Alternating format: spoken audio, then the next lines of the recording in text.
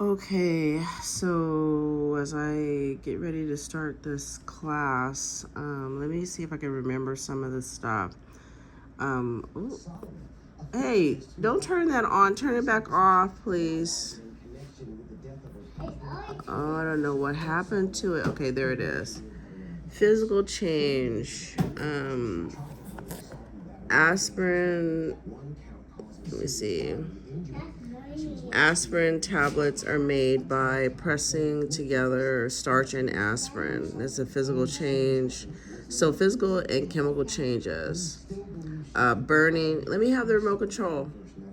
Burning and aspirin. Can I have the remote control, please? Burning and aspirin tablet produces carbon dioxide and water vapor. So that's a chemical change. When a person takes an aspirin tablet, the drug is metabolized in the liver, and the metabolites are excreted in the urine. Chemical change. Milk curdles forms curds when a when it is mixed with vinegar or lemon juice. Chemical change.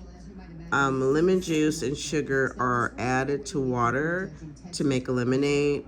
Physical change. A sidewalk is formed when concrete sets hardens. Physical change, yes.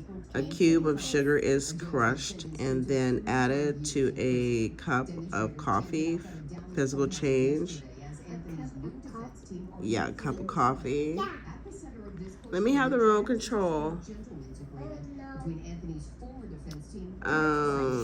Okay, so what are physical changes? Changes that don't result in a new substance being formed, generally reversible based on what is called physical properties: building point, boiling point, melting point, freezing point, dissolution, dissolving something in something else. So aluminum metal, example, no.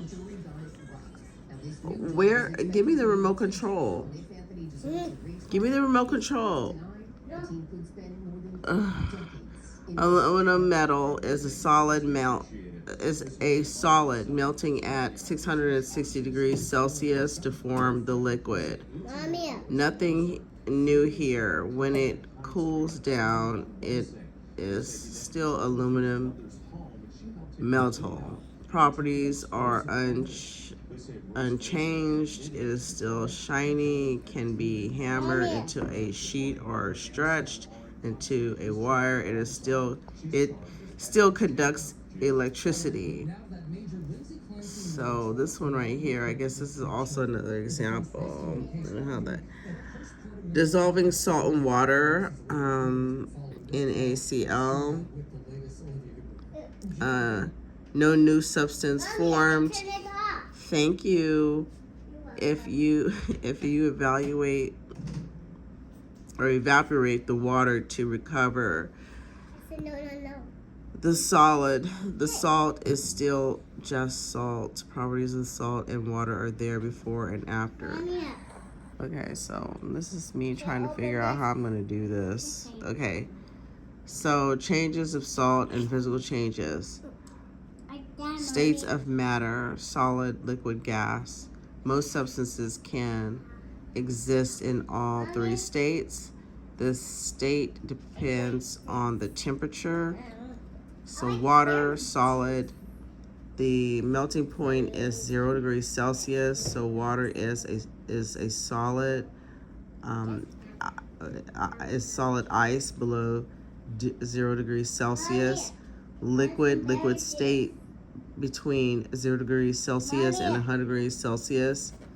Gas, vapor, phase, steam above 100 degrees Celsius, boiling point. So this stuff right here, I really need to remember, just to remember it. Suppose one have a material that has a boiling point of 4 degrees Celsius and a freezing point of 75 degrees Celsius. What will the state of this material at room temperature, approximately 25 degrees Celsius? What will be the state of this material if it is placed in ice water, 0 degrees Celsius? I need to get some cheese, Mommy. Okay, in a minute. So this right here, this is something that I need to remember, like these examples. How is a chemical change different from a physical change? In a chemical change, new substances are formed. You can easily get back to the original materials by simply changing the temperature or using evaporation or filtration. You can't put the genie back in the bottle. Some signs of a chemical change, indicators, not a sure thing. Hey, put that back. I need some milk. Okay. Color change, heat giving off, and gas evolved. So these are signs of a chemical change. Burning wood or burning anything. Digestion. Corrosion. Iron reacting with oxygen in the presence of moisture to form iron oxide. Iron oxide. Rust. A new material, rust, that has different properties has been produced. Can I open this?